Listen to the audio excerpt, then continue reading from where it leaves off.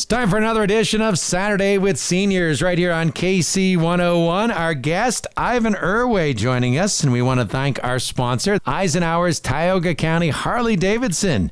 It's motorcycle season. Keep an eye out for those bikes. We want to keep everybody safe on the road. They've got a great inventory of both new and pre-owned motorcycles. They service bikes down there too, of course, and if you need a motorcycle inspected, they inspect any brand of motorcycle. If you are a veteran, they do have free passes available to the Tioga County Fair, free gate admission passes. So stop by Eisenhower's if you're a veteran and ask for your free admission pass to the Tioga County Fair. They're great folks over there at Eisenhower's. And let's get things started. We got Ivan Erway joining us on KC 101. Hello. Thanks for inviting me over to your place to record an edition. I've been here waiting for something. Waiting for something. So you live in Covington. Where did you live when you were a little kid? Well, I started out, my grandmother was in Ingalls, and we was up back of the sawmill up there on top of the hill there. In Covington? Yeah, off Route 15, right straight up over the hill. Mm-hmm. But it's different now. You can't get up through there. You have to go around. Baltsy Hardwood, you're talking about that road? It was Ingalls Road. Ingalls Road, okay. It went right up on top there, and it was on the left up there, about a mile up in the hill there. Mm-hmm. That house still there? I don't know. They changed hands so many times, and they got the road going out across there. I don't know what's up there now, but a lot of houses up there. But anyway, we had 40 acres up there, and then we moved down here when I was just a little kid. So what year were you born? 1939. So what's your earliest memory? Do you remember when you were 3, 4, 5, anything at that age? Or do you? Yeah, we used to have snowstorms there, and we had a dog named Chum, and he used to get out there in the snow there and bury himself in there and watch the roads down here on Route 50. Yeah, there's some of the things. My grandmother had cows back in the barn there. Then when we moved up here in this house next door here, we had to bring cows back. We drove back, and they wouldn't cross the bridge down here. You brought them as a drove? You mean like a deer drive? Yeah. We had to drive, and they got down here to the bridge here, and they wouldn't cross the bridge, so we had to take them across the creek. But we brought them here, and everything was moved with a wagon and the horses out in the dooryard there. We had to carry dishes and stuff in, but then we had cows in the barn. I don't know, 12 or 13 of them there. I had to carry the lantern. Dad was very particular about that lantern. I couldn't set it down. I had to carry it wherever they was working. So my mother and Dad, we milked cows by hand. There was no electric then. It was a couple of years later we got electric down here. So your parents were farmers too? My dad was a farmer. All of his life? Most of the time he had dairy there, but some of the time he had to work in the foundry to make ends meet. So how many hours would your dad work a day back then as a farmer? Do you remember? From sun up to dark. We always did. And you're still a farmer now, right? It's not making any money anymore. So it's not a business, but it's, well, but then again, how many farms are, unfortunately? Yeah, but I went broke. Gas company helped me out a little bit. But. Well, that's good. There's a lot of farmers out there that need a hand, so I'm glad that worked out for you. So back when you were young, do you remember seeing horse wagons on the road, or was it all cars when you were a kid, or a mix? Well, this was the main road. I had a bridge up above here, and then it went out to this way because horses didn't like going up over that hill and back down. The main road? And which main road? Do you mean 660 you're talking about? Mac Road. Mac Road, yep. Right here. The easiest route for horses. So would you say there was more horses on the road than cars when you were a kid? Oh, I think so. Yeah. Yeah. They had a few cars around.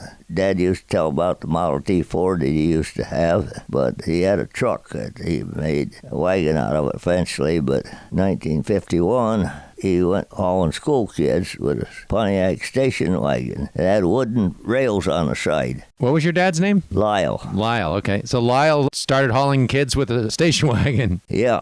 And they packed 15 of them in there. 3-seater, you know. Yeah, that 15 kids in a 3-seater. Yeah. No seatbelts or anything. Well, I guess there aren't seatbelts in buses now either, so. Well, seatbelts didn't come until later years when I was working in the Ford garage. They come in late 60s. Yeah. Let's talk a little bit first about you, and then we'll get into the bus company, because that's kind of neat. And you're driving. When you were a kid, where did you go to school? Covington. At Covington School, you went there, right, all the way through? They didn't have kindergarten back in days. Started right at first grade? Yeah. And you remember about how many kids were in your first grade class? No, I can't remember that. Or any of your classes? But I do remember the teacher there. They had this burner out back. I got playing in that, and I got in trouble. But Like a burn barrel type thing? yeah, they burnt their garbage out You there. played in that. Well, I did get in trouble then, but kids are always kind of curious about things. So it was a pretty small school, I think. Roger Chilson was on. He graduated from Covington High School, and I think he said there was less than 20 in his class, maybe 18 in his class. When I graduated, there was 23. Mm-hmm. But I didn't graduate in Covington. We started North Penn the last year of my schooling. Well, Roger, he's 3 years ahead of me. Yep, he's still doing taxes. Oh, yeah. He's keeping himself busy. His two brothers was in my class, Sam and Malin. Sam, him and I worked together with algebra. We had done pretty good. Helped him out. Yeah, we worked together on problems, and we always had our homework done. How do you remember Covington back when you were a kid? When the Covington kids, we had Mrs. Zimmers was first grade teacher, and the two teachers that I really remember was her and Mrs. Elliott. She was sixth grade teacher, and she was good. That's when I began to learn how to spell. So she had her ways of doing it, you know. Pretty strict, the teachers back then? Well, yeah, they were strict, all right. And they used discipline, too. They had their ways to getting us to learn. Yeah. Especially Mrs. Elliott. Sometimes you respect these people after more than at the time because you realize how much they helped you out, but you don't while it's happening. Yeah, but that's the way it was. Covington School was very small, but there was usually two classes in it. Like fifth grade was split up between slow learners and the others. And the 1 year I had the teacher there that was critically ill, and they couldn't find a replacement, so they had substitutes a lot. And I was held back a year because I wasn't updated with the rest of them. Yeah. Because I was in the B section. Other than that, my schooling went well. What'd you do during recess? Do you remember some of the games that you played? What did kids do at that age for entertainment? Jump rope and different things, especially grade school. But high school was a little different, a little more advanced. They played volleyball and different things in the wintertime and outside. Even in grade school, we played baseball. Yeah. How about lunch? Like in Covington School and then later in Mansfield, did you have to bring your own lunch or did they provide lunch? Was there a kitchen? There was a lunch there. They had a cafeteria where the gymnasium was, and there was a big narrow room they had for a kitchen and stuff like that. And they'd get you out there in the gymnasium there, and you'd line up, and everybody went through the line. And it's still there, I guess.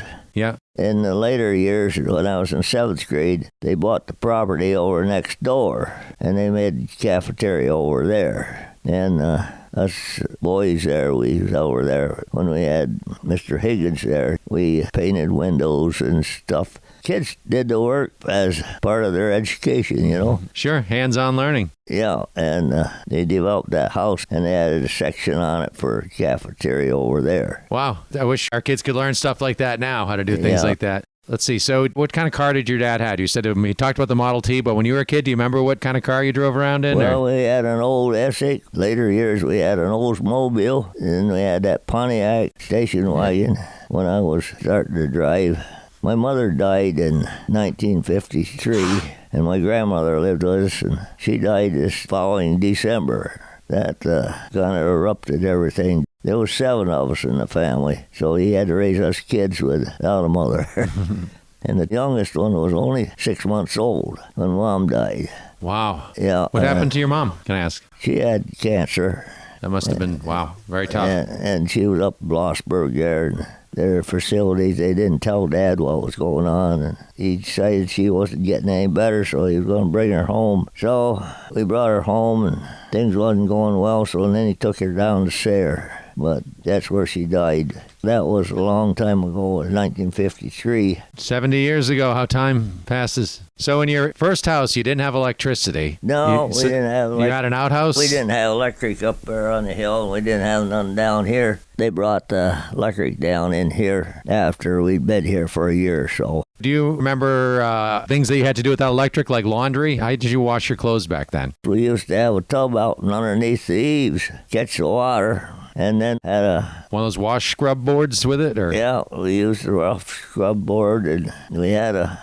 wringer that we cranked by hand. So I've never done all this. Is it a ton of work? Was the electric washing machine the best invention, or it really wasn't all that bad to do it that way? It wasn't there. We had a wringer that we set on the tub, and it had clamps on it that fastened to the tub. It was a square tub, not round, it's square. And we fastened this wringer on that thing there, and one of us kids would be cranking it. Mom would run the clothes through it. But, yeah, there's up to date. Everyone had a clothesline then, too, I think. You don't see those as often now. Yeah, we hung it out on a clothesline. That's what we did. How did you mow your lawn? Did you have a push mower that didn't have a motor on it? Yeah, didn't have a motor in it. Anybody who's never used one of those, you got to keep the blade sharp, and going up a hill is murder with those. We used a side lock. Dad used to have to keep sharpening his side to keep grass to get ahead of us with it. Yeah. Then he did buy a lawnmower. And did you have a phone in your house then? Yeah, we had our crank phone. It only worked around here for just your neighbors. So there was no operator, you couldn't call, you just call a couple houses? What we did, everybody had their code. One crank could get one person, and another would be 2 to 3 or whatever, and you know who they wanted. Yep, you had a ring, ring. Yeah. So if you needed to call for an emergency, you could only call a neighbor, and then someone could run on a horse or whatever for emergency to get somebody? Is that how I don't know nothing about the I'm trying to picture if you needed someone there, you couldn't call the doctors, or you couldn't call... There was obviously no 911 with a crank phone. No, it was primitive. Just family. More of a walkie-talkie between friends. Yeah, that's what it was. Yeah, we use walkie-talkies too. Get a string out there. That's something with kids to play with. Can and a string. How did you sweep the floors, vacuum the floors? You didn't have electric then either. Did you take the carpets outside and they beat the carpets? Carpets, they had a thing that when you pushed it, it would sweep it up. But it wasn't motorized, kind of. No. You had to push it hard and it would... Push it down through the carpet, and it had brushes on the bottom, and that's what we did. So living on a farm, did most of your food come from your own farm? Yeah, we lived on a farm, and we had chickens with eggs. We had milk. Mom used to make cheese, especially cottage cheese. We had a barrel churn. She used to peddle cheese and butter for downtown, take the horses downtown, and she manufactured milk into different things, cheese and butter mostly. This is before refrigeration, too, some of this stuff, so... Well, refrigeration, we had to cool our milk. We had a vat in the floor of the thing there, and we'd cut ice up on the ice pond, and we had this building 15 by 15 was filled with sawdust, and then when we get freezing weather, we would put ice in there, and it'd stay in that sawdust and kept all winter and all summer. And we had a ice box in the house, like a refrigerator, but it wasn't in the house, it was in the shed outside. And they put the ice in the top, and there was a pipe that run. When it melted, it would go outside, and the food was underneath there. Did you have to put ice in once a day, every day, twice a day? Whenever you needed it. Depending how warm it was. So all that ice was hand cut? Were you out in the pond helping to cut the ice? Yeah, we cut ice with like a hand saw. Yeah, like a big two-person. With one handle on it. Yeah. And we get a hole in there and we saw it right out in blocks. Wow. And then you bring it back with horses. Well, yeah. Whatever. That was a lot of work. Yeah, we had to do that every winter. Did anybody ever fall in the ice? Every time I see old pictures of people cutting ice in a pond, I keep thinking somebody's got to make the mistake and fall in every now and then. No, we never fell in. That's lucky. That was our refrigeration, but we also had a little unit outside, or built right in the ground. Like a root cellar type thing. Yeah, and it stayed quite cool out there. The best one that I ever seen was up there in Blossburg there. There was a guy that had one that he had water running through it, coming up out of the ground. That kept it cool. That's a neat invention, sure. Speaking of running water, did you have a spring or did you have to hand pump water for the cows? We had a spring that run down. Gravity fed so that you didn't... Yeah. Okay, I've talked to other people that had to hand pump all the water.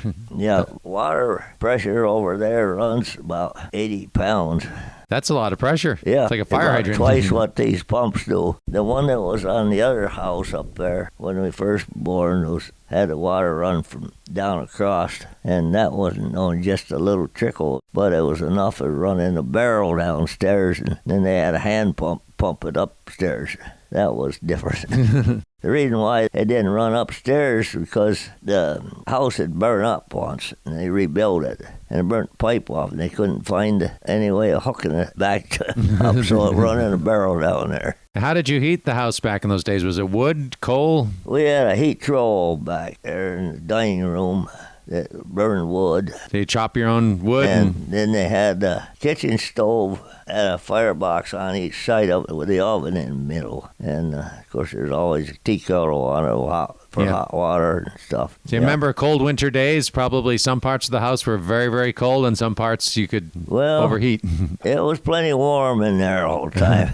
Some of the houses told me they'd have one, coal stove, and they had to all sleep downstairs in the winter because the heat wouldn't make it upstairs, or there wasn't fans to move heat around then, or ducts. Upstairs might have been cool, but we had blankets and stuff. Yeah, we managed to. So did you go out to eat ever? Did you ever go out to the movies, go out to do stuff? No, or just we didn't have that stuff. Was that because of finances? Money was not as readyful as it is now for a lot of people. No, we didn't go out. We stayed right home. Mm-hmm. Did you go to get groceries? Did you go to the grocery store often? Not very often. Of course, the bread was only 40, 50 cents or something, but we made our own bread. Mm-hmm. We didn't have no reason to go to town. She made flour. We had a way of making flour. You made your own flour, so you really made bread from scratch. We did everything back in them days. Wow, really neat. So what was your first job besides the farm? After I got out of high school, I worked down the milk plant. You know where the scat station is down here on Route 50? That's where the milk plant was. The scat was, did you say? Or the Quickfill. Quickfill, yeah. It used to be scat at the time. I think you said scat. I've heard it called that, though. So the Quickfill that was a milk plant there? Yeah, that's where I worked. Do you remember how much they paid you for that? $1.50, I think. For a day? For an hour. For an hour.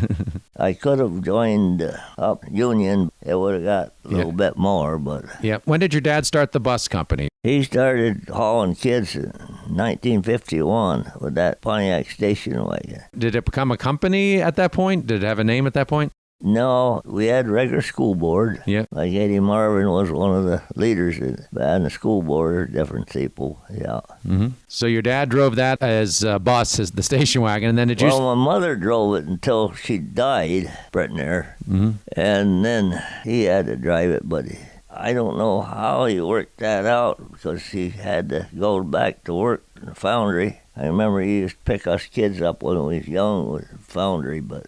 I think he retired from the foundry after Mom died. Yeah. Now, you became a school bus driver at some point. Was that while your dad was still driving bus, or is that your own? He was still running the place. Okay. He was running the place and you worked for your dad? Yeah. And I worked for different contractors, too. I was substitute back them days. How old were you when you started driving a bus? About? 23. Mm-hmm. How long did you drive a bus for? How many years? 54 years.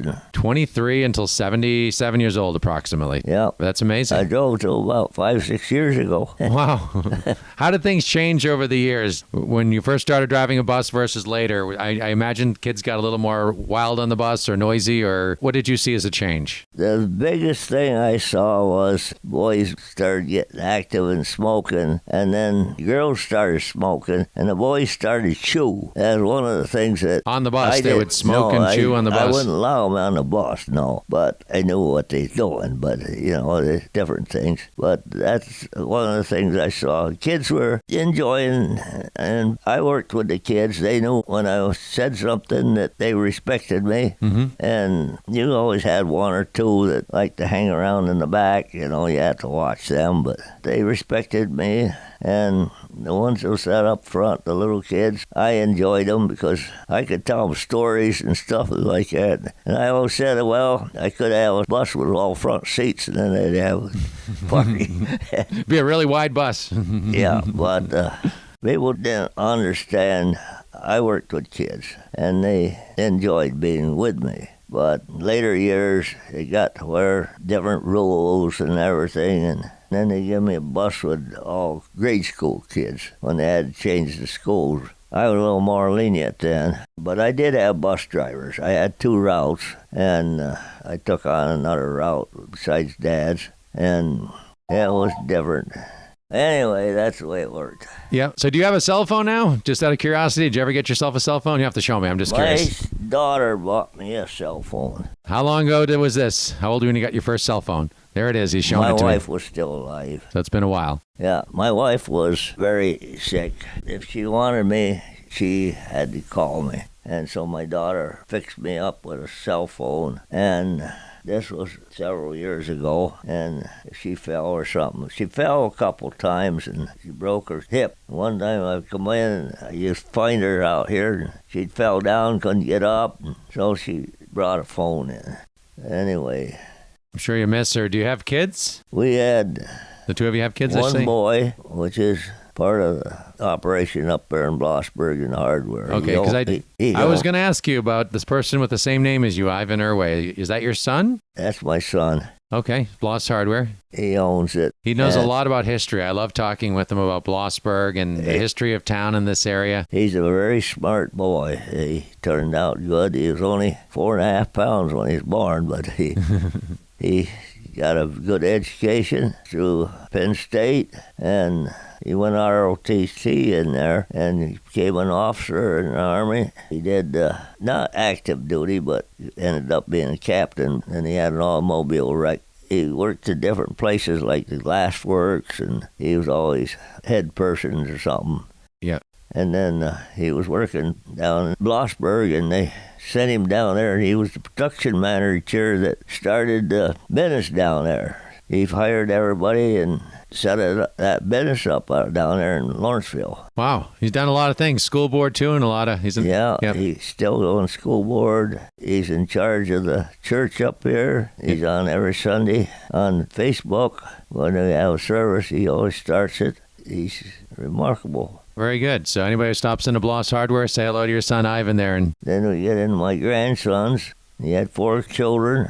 I know Sarah because she's been on some of the radio ads. That would be your granddaughter. Sarah's done some of the radio ads on KC101 for Bloss Hardware. Oh, yeah. Okay. Where'd you get that? She's in California. Yep. I guess Samuel is going to go to California this summer. They're in a camping unit there. My one grandson, Ben, he was down there for training, and he's up here in Wellsboro now with a camping unit. Mm-hmm. He's training young people that don't have money enough to go to college, so he's doing that now. But the kids are all doing something. Samuel is taking up interior decorating. She does carpentry work and stuff. She got one more year. She's the last one out of the 8. 4 girls and 4 boys. Yeah, it sounds like they're all doing some great productive work and helping some people out. And we're getting close to the end of our time here, but is there anything else you want to say or share or neat stories that you remember as a kid? Or after I graduated, I always worked somewhere. And when I got in the service, I went to work, other than the service. Anyway, that's the way that works. Yep. So you've been a hard worker through your whole life, a farmer. You've worked every day of your life pretty much, it sounds like. When my grandmother was around, she taught me how to sew. She taught me how to do things, and I learned how to cut hair. And so I had a business going in Fort Sam Houston. I was a medic, and I was training for that. So I cut hair because we had to have a haircut. Everybody had to. So I did that. I went to Washington, and after I got in Washington, I drove ambulance because I was Army medic. And then I worked in a gas station. Then I went overseas to France. And then I went and started a sewing business that I did on the sideline. So these are some of the things that I did.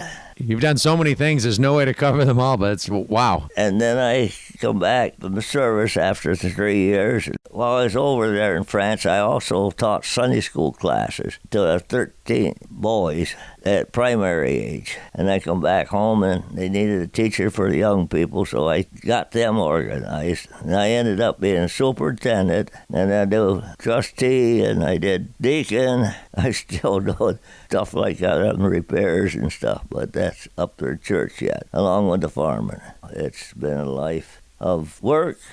My wife, she got where she couldn't work no more. She traveled, and I'd have to take care of her too, but she's pretty efficient, even with all of her problems. But Thanks for sharing your story with us. Thank you. That's Ivan Erway, our guest today on Saturday with Seniors, brought to you by Eisenhower's Tioga County Harley-Davidson. You're going to find them south of Mansfield. Eisenhower's Tioga County Harley-Davidson. Your summertime is here. Keep an eye out for the bikes. Let's keep everybody safe on the road. And if you need any service work done on your bike or you're looking for a new or used bike, they've got you covered at Eisenhower's Tioga County Harley-Davidson. Their service department inspects any and all brands of motorcycles as well if you need a motorcycle inspection. That's Eisenhower's Tioga County Harley-Davidson. Also, if you go on the Tioga County Fair, they do have free gate admission tickets available. Just stop in and ask for yours at Eisenhower.